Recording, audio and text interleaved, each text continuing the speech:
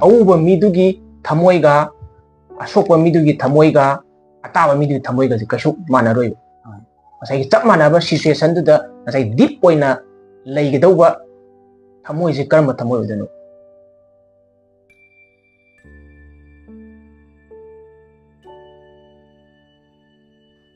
makta da Mityeng podcast pu Mityeng tabiro khwai punau pu taram uksabaga loina ikai kuna bu cheri yamba ngasidi ekoi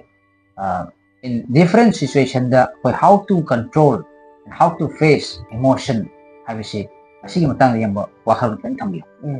ahamada emotion haibase karino haiba first of all siana thamjage koi emotion haibadi akoi gi pukning da faurakpa asaubu oibeyai sounding boy be sadness or be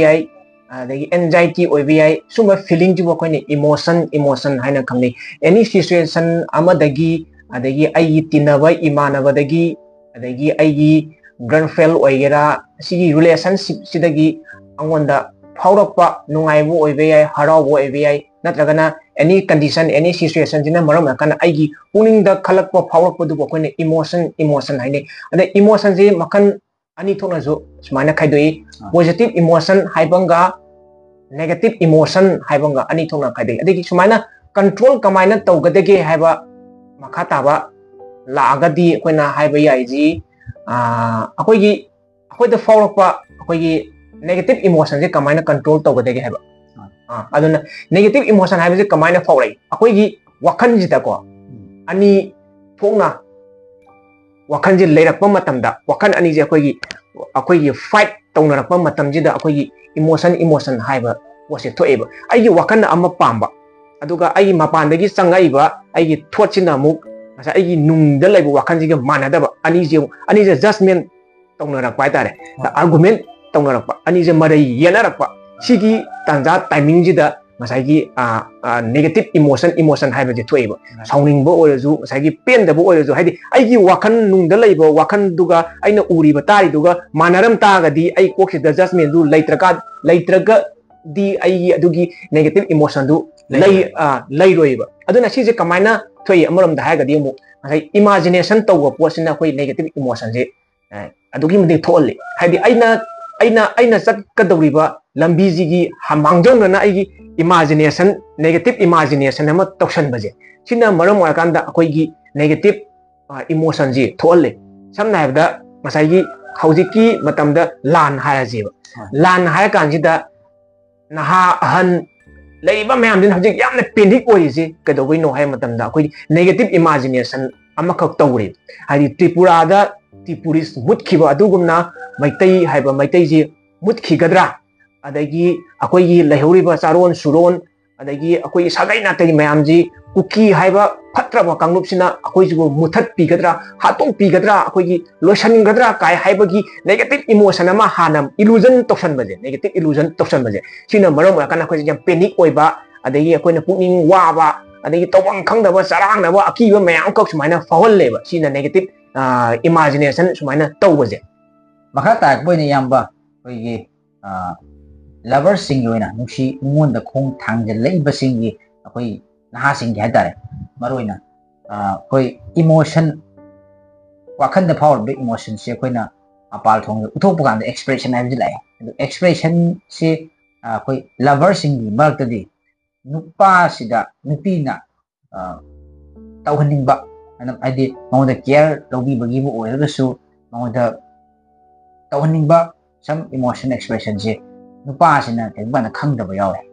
nupi si pumana nusidabadi natte nusi thamosina nusi adugung saigi nupi sina pamba tangka khara nupa sina khangdaba yawe sugumba si kamaina nupa sina khangba yabage hadi how to manage asi matang tangtham hojikta yamna toxic relation oiba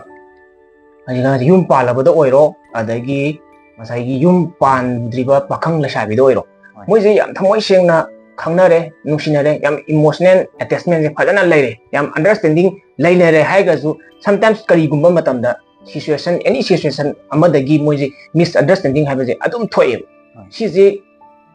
yam reasonable oibra haiba potudi amu oideba si understanding tholai je kedabai no haiba ai sida insecurity haiba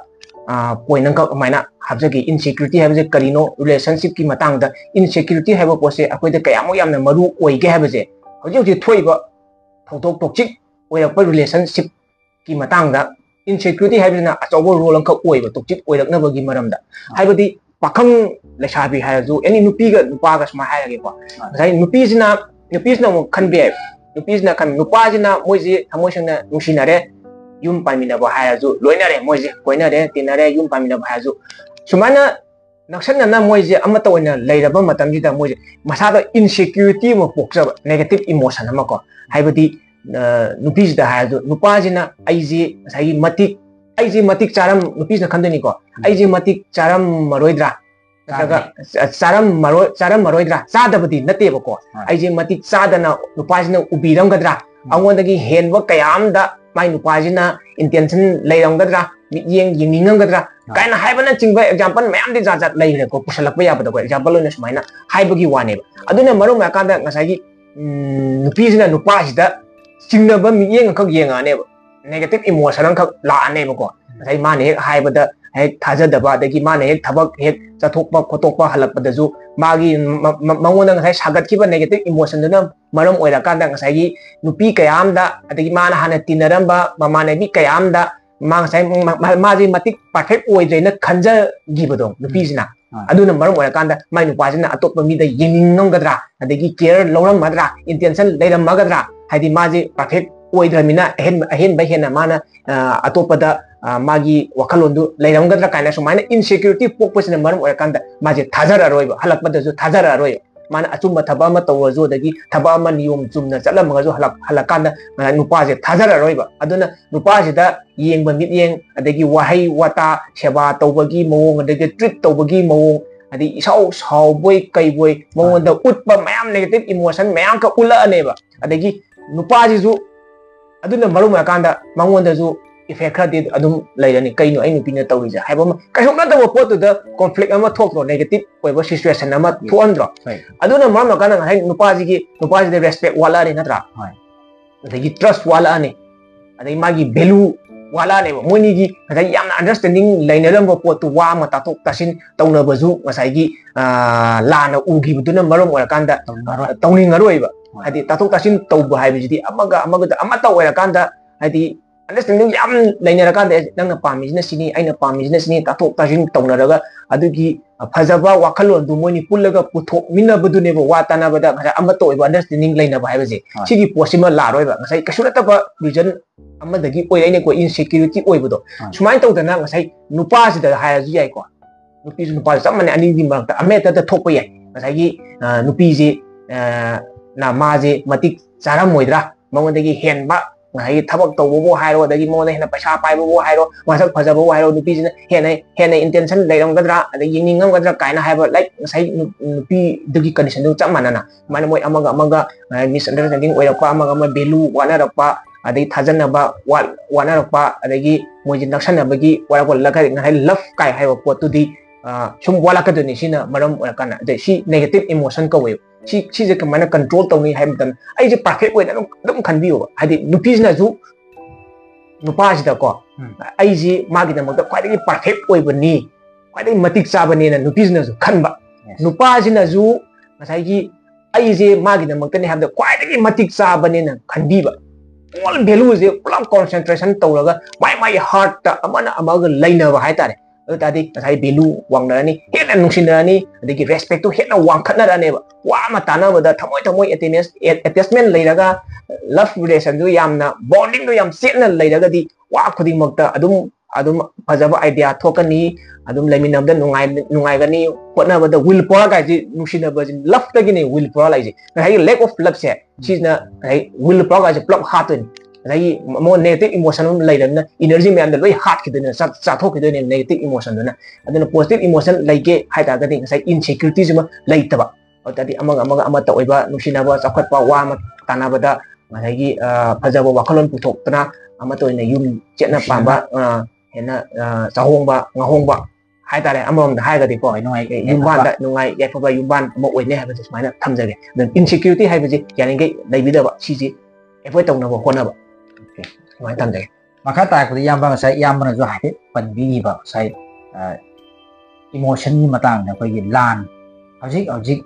thoi ba irang sina pi de sai theng yum kai mang ta khaba property masagi lei jadre adu thakda ma se hojik kem da ya chi lei di relief kem da su leina magi physical property myam se loi na mang re adu ma thakda hojik su relief kem da leina sai wakhan gi ba mental harassment cha da loi na ba di burden ma loi na puri hai ba adu sai gi akoi gi physical property ju mang re asina sai akoi gi thoi balang sina mina mahan bigre adu isha gi akoi haji isha da bijari ba awa ba si isha da bija boina thoka do libra habi mental harassment si isha na kitang kamai na control ubudagi habi ji gi matang da habi di kana gumba ba thogok si thok tringai da di sigi thabak si phaina natra si thabak si sumai thok ta ga di ai sumai tauba yaina habi second thought si ma haipet lamba phang adubu himself masa mak thok ta ga di habi second thought masi kamaina overcome taugadagi habi wakhalun si ama mang ba unconscious oidaba ama khak koina uje masi karam haina how to control and how to manage habi si mutang sisi amarom da haibagi wani akoina maitai de jo haina bale au baga asokpaga atabaga je kyam lapna gen auba midugi thamoiga asokpa midugi thamoiga ataba midugi thamoiga je kasu manaroi asai chap manaba situation du da asai deep oina leigedauba thamoi je karma thamoi udano asokpa thamoi auba thamoi ataba potudi ma general oiba concept da adum harakadoni asai deep oiba potudi la oiba aduna ए हाइबा मीमा लौरजे ए हाइबा मीजी लानजिदा मयु मकई मै थादोखरे मागी property एमा मांग ताय मागी family सेना खाइनारे लैत्रे माजी relief camp दा दाइरे मयु मकई लैत्रे सिगी मतमजिदा माजी होप हाइबा होप से लोय मंग मांगे मीजी आशा उदे मातुंगी विजन उदे होप लैतबजिना मरम ओइराकांदा माजी पैनिक ओइबा यामना हर्ट ओइजबा hope ku leita de miba ko no wari je hope se leita taba matam da miba ko ji vision ude hingbagi mahau khangakte magi life si gi value je kemta khangakte badugi mare mahau do moida leiti yamna panic oy kani hurt oy ra kani ngasai gi kaini sining bagi suicide tawning bagi tendency bo adumaina phawra kani ba hope hek leitra matam da aduna any condition da hope phana leita ba negative oy ba engan mayam kakki manung sida positive oina likhat pa yaba haibadi hope leiba yaba point ama ani da oizo engan soida maki leigane yes ara mi amaga di ambok manaroi magi condition magi haurak pagi magi life ki style wari manada baduna maram oira kanda mi amaga di ambok manaroi ba adu fana hope leitaba any engan kudi mota maji kaimta udre khalo amangi mamba ngata oire khalo adu bu point ama ani angan ma saruk magi hope lebam area kadi soida maki leini ba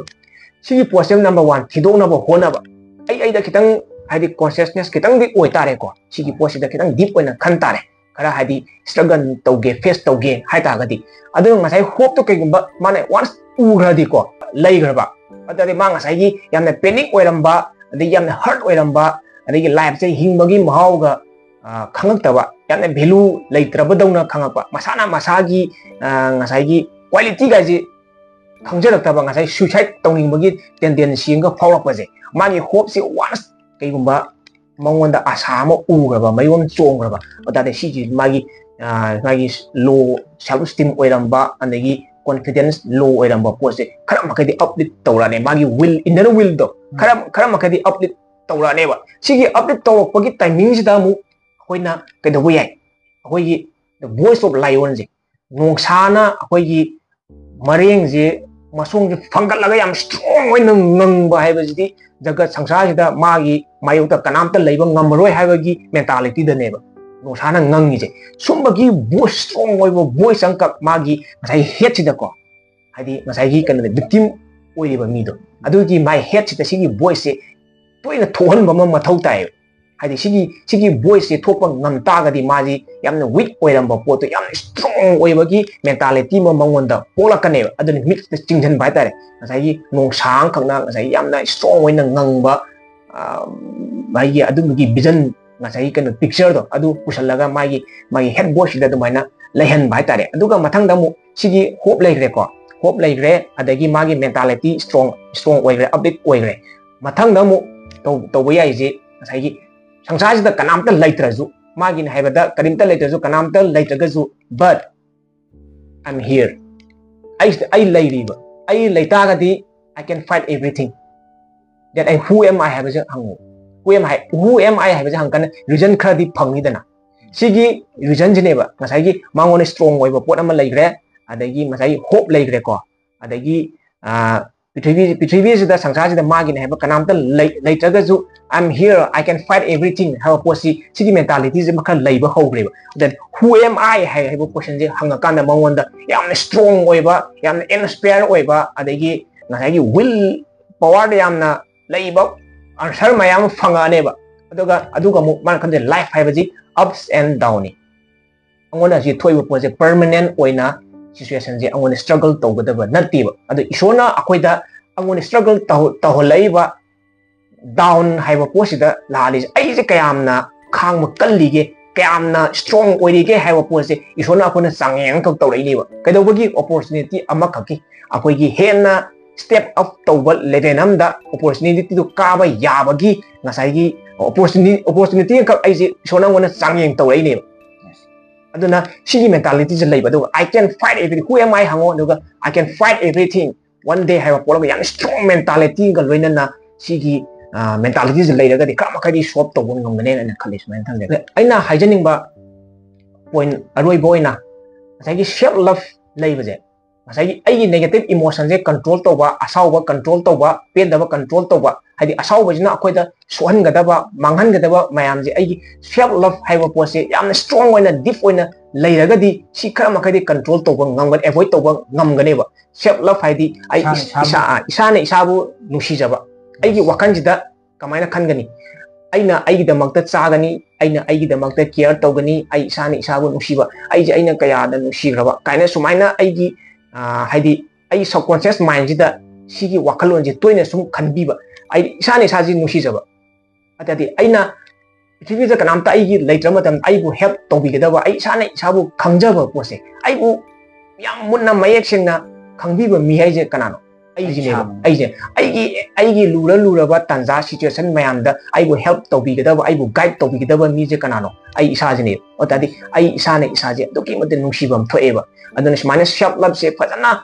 laigraba sigi foundation se fadana laigita di any agoida haidi anger haiba pose akoide soholi dana adagi pain da haiba ja kone physically mentally akoide yamna sohonma pot neba sohonma posigi maram je aina thidokpham di thokrana haidi sawai je ai wakanda asawba ma changyeng khalo sigi maram je aina thidok kadai dagi tholai adi angon asawba power khalo angon asawba power je kaidobino sigi good ko se kaidino aina hangagadi ngasai aina mi ma saunarubadi oiba yai mi ma khanarubadi oiba angonda ngasai emotion ama changai dana si pose negative emotion oiragadi angonda sohan gadaba oitagadi akoiji ngai self love se laitabai ne wa isane isaju saujaraga singjangna khong yanjan jabadona saujaraga isare sohli je ngai self love laitagadi ngasai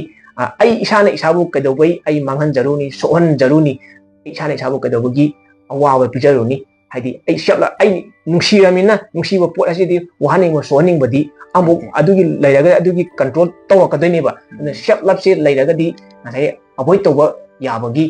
kano possibilities laidoi ba ngai